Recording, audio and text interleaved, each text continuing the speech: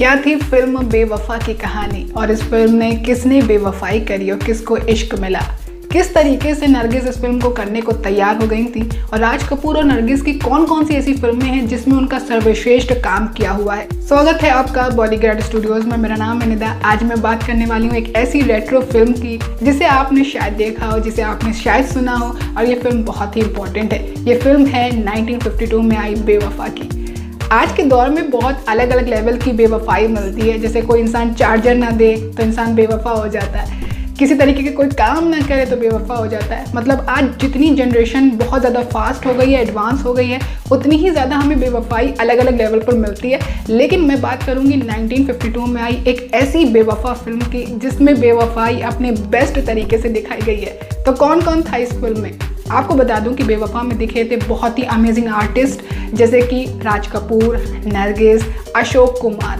और ये फिल्म नरगिस और राज कपूर की एकदम बेहतरीन फिल्मों में से एक फिल्म है। तो अगर राज कपूर इतना फेमस ना होते और उनको अगर इंटरव्यू देना पड़ता, अपना रेज्यूमे फॉरवर्ड करना पड़ता और डायरेक्टर या उनका जो फिल्म मेकर है या किसी तरीके का कोई भी इंटरव्यूअर है, अगर वो पूछता है कि अपना बेस्ट काम दिखाओ, तो राज कपूर और नरगिस अपना ये काम दिखा सकते थे क्योंकि हिस्ट्री में ये बात दर्ज है। तो क्यों ये फिल्म इतनी ज़्यादा हिट हो गई, क्या थी इस फिल्म की कहानी और क्यों इतने सालों बाद भी हम आज इस फिल्म के बारे में बात कर रहे हैं? वैसे अगर देखा जाए 1952 में और 2021 में काफ़ी ज़मीन आसमान का फ़र्क है। बहुत अलग अलग लेवल पर फिल्म्स बढ़ चुकी हैं, अलग अलग जॉनर पर फिल्म बन चुकी है। लेकिन हम क्यों बात कर रहे हैं आज 1952 की बेवफा की? क्योंकि इस फिल्म की स्टोरी लाइन, इस फिल्म में जो आर्टिस्ट हैं उनकी वजह से और इस फिल्म के गाने अभी भी ऑडियंस में मौजूद हैं। इसीलिए मैं आपको बताऊंगी इस फिल्म के बारे में। तो चलिए शुरू करते हैं। सबसे पहले बात करते हैं कि इस फिल्म की कहानी क्या थी। आपको बता दूं, वैसे आजकल जितने भी हार्ट ब्रेक स्टोरी है, चाहे वो सॉन्ग्स हो, तो लोगों में काफ़ी पसंद आते हैं। चाहे उनका हार्ट ब्रेक हुआ हो ना हो, चाहे वो रिलेशनशिप में हो ना हो, लेकिन वो एंजॉय करते हैं। तो आपको बताऊं कि इस फिल्म की कहानी क्या थी। इस फिल्म में कहानी ये है कि नरगिस एक अब्यूजिव फैमिली से आती हैं, जिनकी फैमिली बहुत अत्याचार करती है, उन पर मारती पीटती है। इंडिपेंडेंट नहीं है नरगिस, लेकिन उनकी मुलाकात होती है एक दिन राज कपूर से, जो मदद करता है उनकी और पैसे भी थोड़ा सा देता है उनको। और फिर इन दोनों कोई थोड़ा सा बिजनेस करते हैं जिसकी वजह से थोड़ा सा इंडिपेंडेंट महसूस करती है नरगिस। लेकिन एक मोड़ ऐसा आता है कि नरगिस को महसूस होने लग जाता है कि इतना इनफ नहीं है और जो राज कपूर का है वो भी एक दिन ख़त्म हो जाएगा। जिसके बाद वो परेशान रहती हैं और कूदने की कोशिश करती हैं, सुसाइड करने की कोशिश करती हैं। और तब उनकी मुलाकात होती है एक फरिश्ते से जिसका नाम होता है अशोक कुमार। अशोक कुमार मुझे ना बहुत ही ऐसी स्वीट से लगते हैं। जिस तरीके से वो कैरेक्टर करते हैं फिल्मों में, उसी तरीके से मुझे रियल लाइफ में भी लगते हैं। और मेरा मानना ये है कि जिस तरीके से इंसान होता है, थोड़ा बहुत फिल्म मेकर्स उसको उसी तरीके से यूज़ करते हैं फिल्मों में। तो आपको बता दूं कि इस फिल्म में अशोक कुमार मदद को आते हैं नरगिस के, और वो एक आर्टिस्ट हैं। तो वो आर्टिस्ट नरगिस के साथ मिलकर पेंटिंग बेचता है, पेंटिंग करता है, और इस तरीके से जो बिजनेस होता है उनका बढ़ता रहता है। जो इनकी फाइनेंस प्रॉब्लम होती है नरगिस की, वो भी थोड़ी थोड़ी कम होने लगती है। और आपको बताऊं कि एक मोड़ ऐसा आता है कि फिर से राज कपूर जिंदगी में आ जाते हैं नरगिस के, और अब एक लव ट्रायंगल बन जाता है नरगिस, राज कपूर और अशोक कुमार के बीच में कि नरगिस किसको चुनेंगी। यहाँ पर तो इंसानों की बातें हो रही हैं। वैसे अगर कहीं डोमिनोज या पिज्जा हट वगैरह में अगर पिज्जा भी ऑर्डर करना होता है, इतनी ज़्यादा वेराइटीज हो जाती हैं, पता नहीं चलता किसको ऑर्डर करें किसको ना ऑर्डर करें।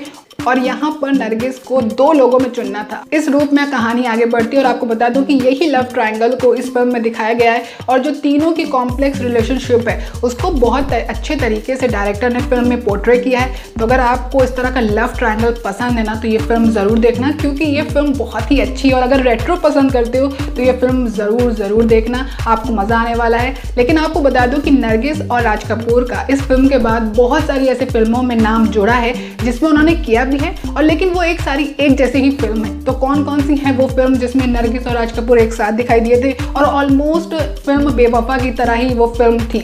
तो वो फिल्म में है इसमें रोमांटिक ड्रामा स्टोरी है, इसके अलावा संगम है, इसके अलावा श्री है, इसके अलावा आग है, परिवर्तन है, और नरगिस के ही नाम की एक और फिल्म है नरगिस, जिसमें राज कपूर और नरगिस ने 7 फिल्मों में काम किया था। आपको बता दूं कि नरगिस और राज कपूर ने 14 फिल्मों में साथ काम किया था, जिसके बाद ये बताया जाता था कि नरगिस से मोहब्बत कर बैठे थे राज कपूर, और नरगिस भी बहुत हद तक चाहने लगी थी राज कपूर को। इनकी लव स्टोरी वहाँ पर ख़त्म हुई जब राज कपूर ने ये कह दिया कि वो उनसे शादी नहीं कर पाएंगे, क्योंकि वो एक शादीशुदा जीवन बिता रहे हैं, जबकि वो सिर्फ पेपर्स में था। प्यार वो करते थे नरगिस से, लेकिन आपको बता दो कि नरगिस का दिल टूट गया और वो डिप्रेशन में जाने लगी। जब उन्होंने मदर इंडिया की शूटिंग स्टार्ट करी तो वो बहुत ही सेवियर डिप्रेशन में थी और वहाँ पर उनके लिए फरिश्ता बन के आया सुनील दत्त। सुनील दत्त ने ना सिर्फ उनको उस डिप्रेशन से निकाला बल्कि एक हैप्पी मैरिज भी दी। आपको बता दूं कि नरगिस ने एक डायरी में लिखा था जिसको बाद में पब्लिश्ड भी किया गया है, जिसमें उन्होंने कहा है कि अगर सुनील दत्त मेरी ज़िंदगी में ना आते तो शायद मैं अपनी ज़िंदगी ख़त्म कर चुकी होती, शादी तो बहुत दूर की बात है, मैं शायद इस दुनिया में भी ना होती। इसके बाद से मुझे लगता है कि सुनील दत्त जो है ना बहुत ही प्यारे से, जिन्होंने ना सिर्फ एक की जान बचाई बल्कि वो रियल लाइफ में भी हीरो हैं। तो आपको बता दूं कि राज कपूर बुरी तरीके से डिप्रेशन में चले गए और अपने आप को उन्होंने शराब में डुबो लिया, जबकि वो कहते थे वो बहुत स्ट्रॉन्ग हैं, बहुत हैप्पी मैरिड लाइफ में एंजॉय कर रहे हैं, लेकिन नरगिस की शादी के बाद उनका जो दिल था ना पूरी तरीके से टुकड़े टुकड़े हो गया। आपको बता दूं कि जो उनकी रियल लाइफ वाइफ हैं, उन्होंने एक इंटरव्यू में कहा था कि रोज़ रात में राज कपूर शराब पीकर आते थे, बाथटब में अपने आप को डुबो लेते थे और बुरी तरीके से रोते थे। तो इससे ये पता चलता है कि जो बहुत बड़े बड़े पोएट जैसे कि साहिल लुधियानवी भी कह गए हैं कि सच्चा इश्क वही होता है जिसको ज़मीन नहीं मिलती। तो नरगिस और राज कपूर की जो लव स्टोरी थी उसको भी ज़मीन नहीं मिली और आज भी ऑडियंस उनके इश्क को याद रखती है।